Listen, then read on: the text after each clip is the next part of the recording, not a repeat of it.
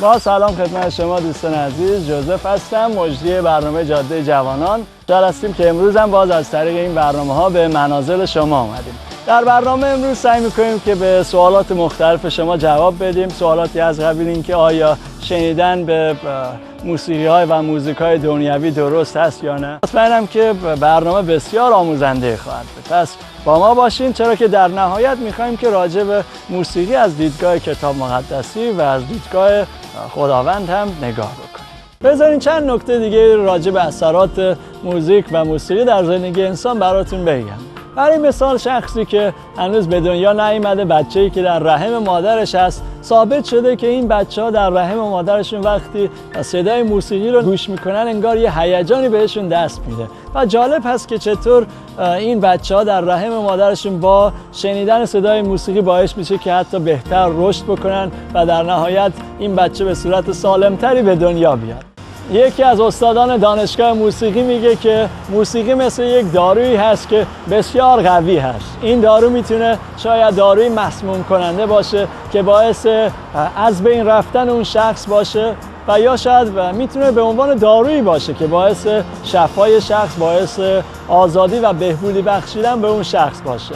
و این به من و تو دوست عزیز بستگی داره که ما به چه صورت از موسیقی استفاده میکنیم و آیا این موسیقی برای ما نقش اون داروی مسموم کننده رو داره یا دارویی که ما رو در این زندگی با مسیح قدرت میبخشه، ما رو برکت میده، ما رو پر میکنه. پس در این شکی نیست که موسیقی به نوعی احساسات ما رو تحریک میکنه. ولی قسمت جالب اینجاست که معمولا احساسات ما در نهایت باعث شکلگیری انگیزه ما میشن. یعنی این احساسات ما هستن که در نهایت هدف زندگی ما رو روشن میکنن و ما به دنبال اون میریم.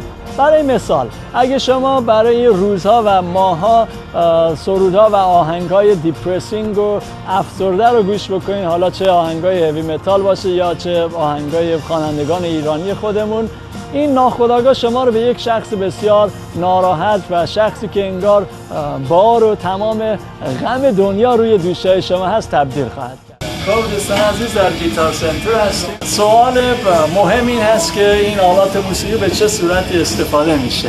خوشحال هستم که بسیاری از ایمانداران از این آلات موسیقی استفاده میکنن، اونها رو خریداری میکنن و گروه‌های موسیقی درست میکنن تا این سرودها و موزیک ها رو برای جلال خداوند استفاده بکنن. ولی متاسفانه اشخاصی هم هستن که با استفاده از این آلات موسیقی نه فقط یک صدای ناهنجاری رو به وجود میارن، بلکه اون رو برای جلال شیطان استفاده میکنن و در مسیر اشتباه.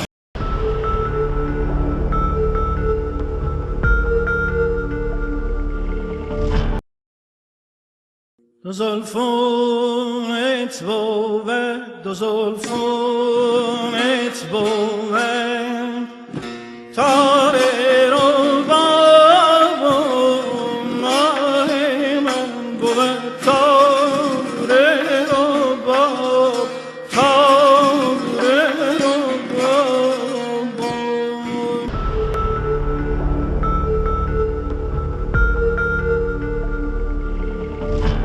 من آب شدم، من آب شدم، سراب دیدم خود را، دریا گشتم، دریا گشتم، حباب دیدم خود را.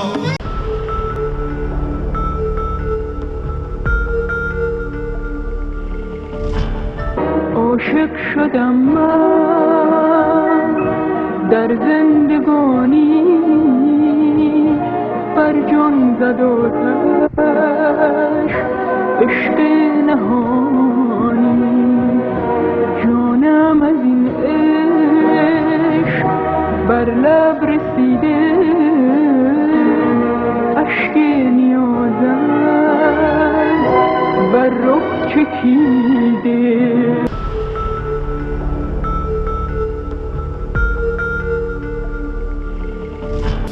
زبانی نه هم نوایی تا بگویم من ز عشقت حکایتی، نه مهربانی نه تا کنم از سوز پنهان شکایتی شکایتی.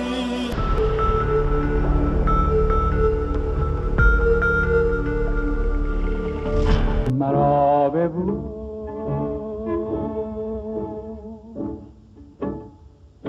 مرا ببو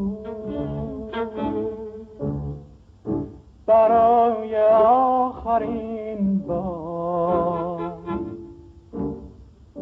تو را خدا نگهدار